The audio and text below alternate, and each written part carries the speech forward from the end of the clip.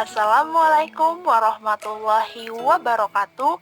Hello good people, kami mahasiswa BK Reguler D 2019 Universitas Negeri Medan akan membawakan materi mengenai hubungan prasangka dengan kesehatan mental remaja serta Cognitive Behavioral Therapy dalam mencegah masalah kesehatan mental. Video ini merupakan tugas akhir semester 3 kami, yakni mini project, dan kami persembahkan video ini kepada ibu dosen kami, yaitu Ibu Utami Nurhafsari Putri selaku dosen mata kuliah Psikologi Sosial.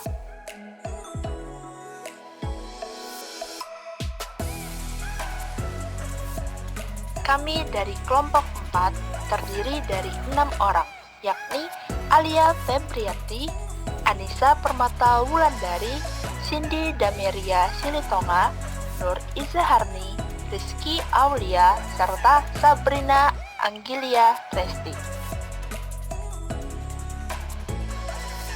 Nah, seperti judul materi yang telah kami sampaikan tadi, maka kami akan membahas tentang apa sih prasangka sosial, apa itu kesehatan mental remaja, bagaimana hubungan prasangka sosial dengan kesehatan mental remaja, serta apa itu terapi kognitif perilaku atau CBT, Cognitive Behavioral Therapy.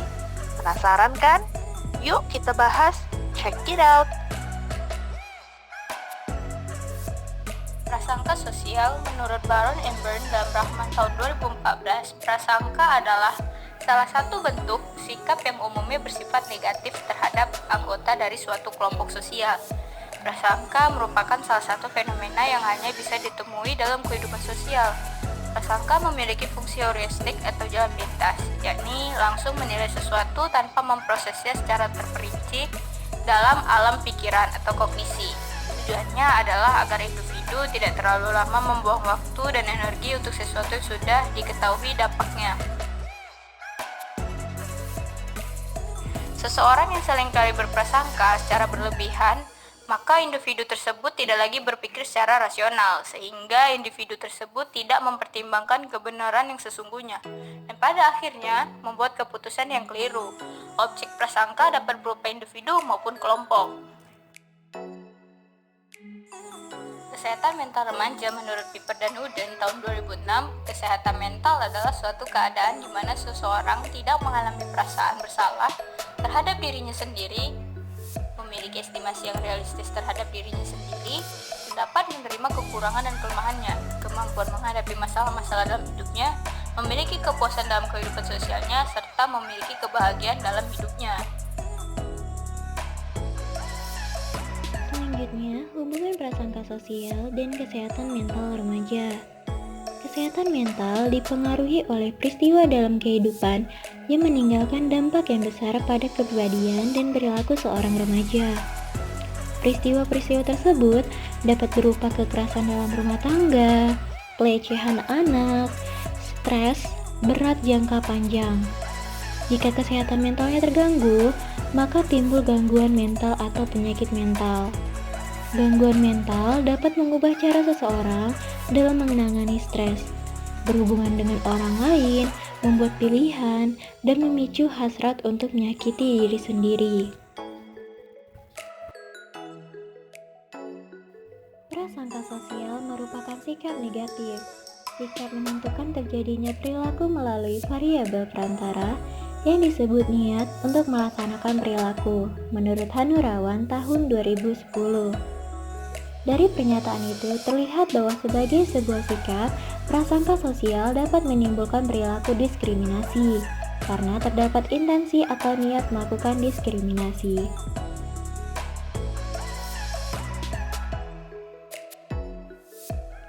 Prasangka sosial dapat mempengaruhi dan memiliki hubungan dengan kesehatan mental remaja, di mana jika remaja memiliki kesehatan mental yang baik, pasti akan terhindar dari prasangka sosial terhadap orang lain.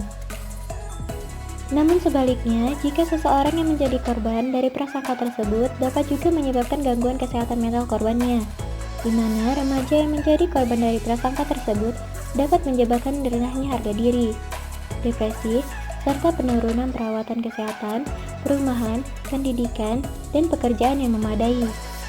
Berada dalam situasi yang seseorang berprasangka terhadap kita dapat menurunkan kontrol diri kita. Jadi, dapat diingat bahwa jika kita memiliki bias terhadap orang lain, dapat menyebabkan konsekuensi yang mengerikan bagi individu tersebut. Dan tentunya, prasangka sosial juga memiliki dampak negatif terhadap orang yang berprasangka. Mereka yang memiliki prasangka sosial terhadap orang lain akan merasa cemas, gelisah, dan tidak tenang. Karena memelihara emosi negatif dalam diri juga akan membuat jiwamu menjadi negatif.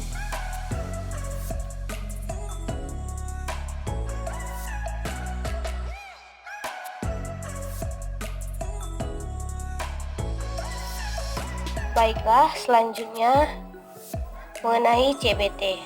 Tahu terapi kognitif perilaku atau CBT atau Cognitive Behavioral Therapy adalah istilah yang lebih umum dari terapi kognitif dan merupakan salah satu bentuk dari psikoterapi. Terapi kognitif bertujuan untuk melatih cara berpikir atau fungsi kognitif dan cara bertindak perilaku atau Anda. Ini sebabnya terapi kognitif lebih dikenal dengan terapi kognitif perilaku.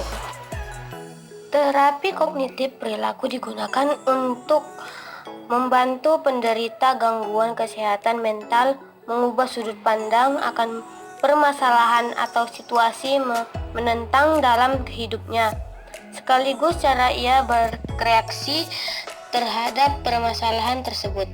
Selain itu, terapi kognitif perilaku juga bisa dilakukan untuk membantu penderita mencari pendekatan dan solusi masalah yang terjadi secara mandiri.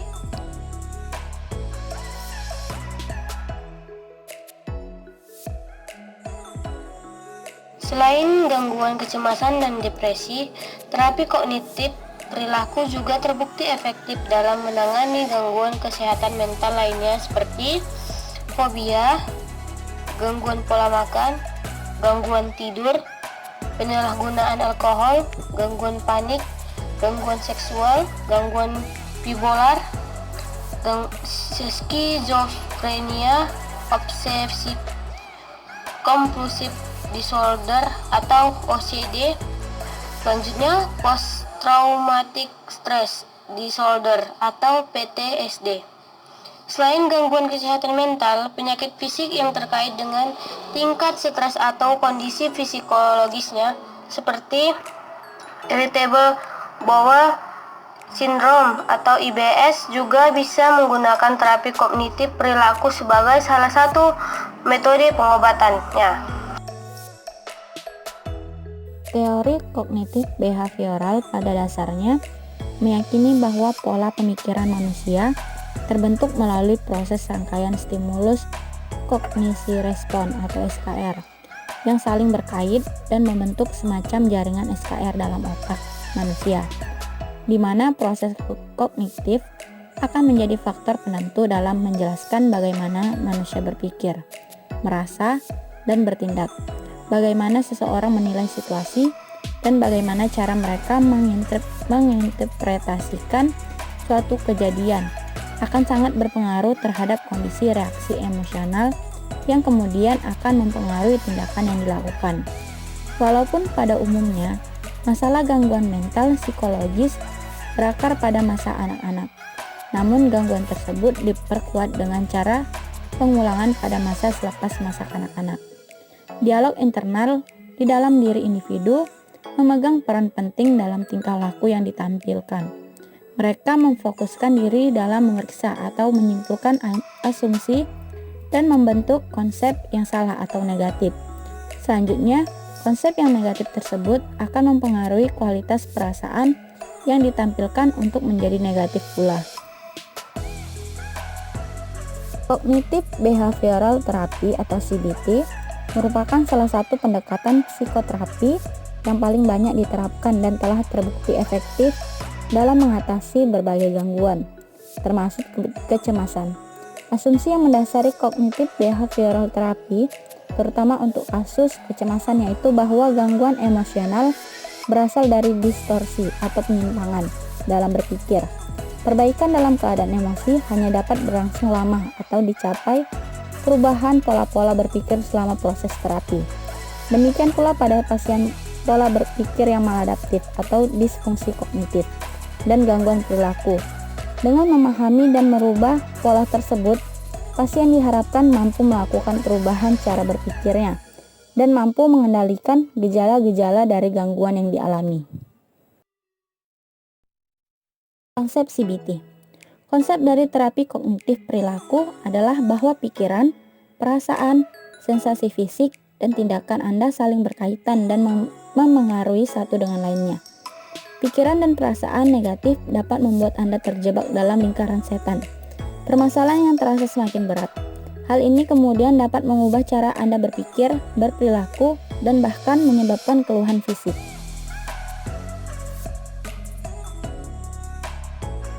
CBT itu sendiri membantu dalam A. Mengidentifikasi masalah.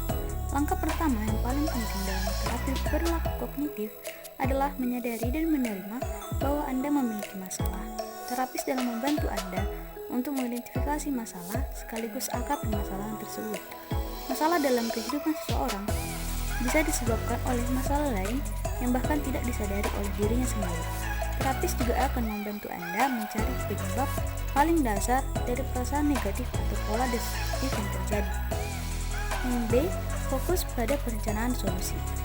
Terapi kognitif perilaku membantu Anda memecahkan masalah yang besar menjadi masalah-masalah kecil yang bisa dihadapi satu persatu dan perlahan-lahan sehingga terasa ringan. C. Mencari cara praktis yang bisa memperbaiki cara berpikir Anda setiap harinya. Setelah membantu menyederhanakan masalah Anda, terapis akan mulai menggiring Anda untuk belajar melihat kaitan antara satu masalah dengan masalah lainnya serta efek dari masing-masing masalah tersebut.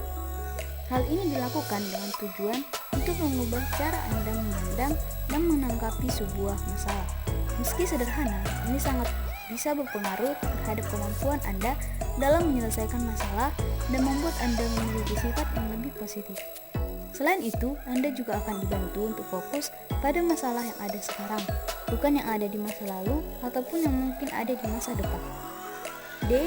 Mendorong Anda melatih dan mempraktikkan kebiasaan positif.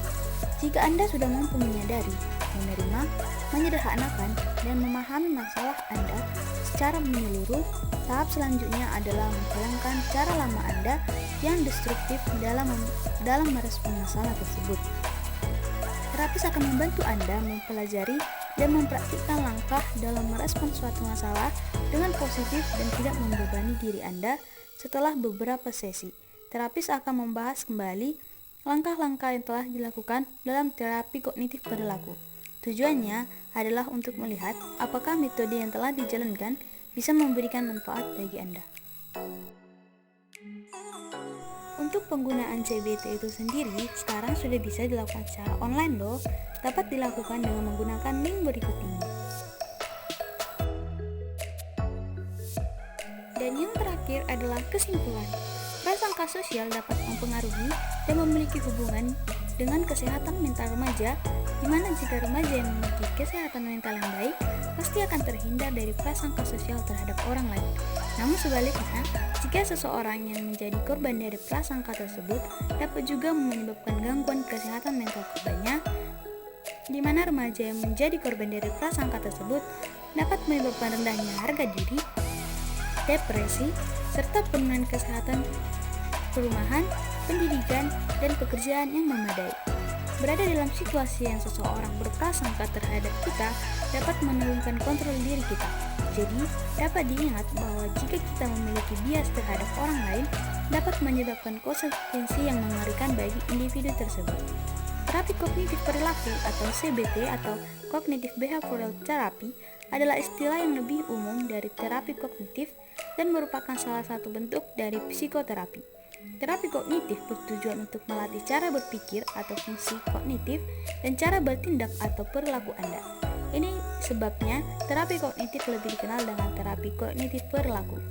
Terapi kognitif perilaku digunakan untuk membantu penderita gangguan kesehatan mental mengubah sudut pandang akan permasalahan atau situasi menantang dalam hidupnya, sekaligus cara ia bereaksi terhadap permasalahan tersebut. Selain itu, terapi kognitif perilaku juga bisa dilakukan untuk membantu penderita mencari pendekatan dan solusi masalah yang terjadi secara mandiri. Selain gangguan kecemasan dan depresi, terapi kognitif perilaku juga terbukti efektif dalam menangani gangguan kesehatan mental lainnya. Nah, baiklah, demikian penjelasan dari kami. Apakah sekarang good people sudah memahaminya? Kami harap video ini bermanfaat buat good people semuanya ya. Sekian dari kelompok 4, kami ucapkan terima kasih. Sampai jumpa pada video selanjutnya.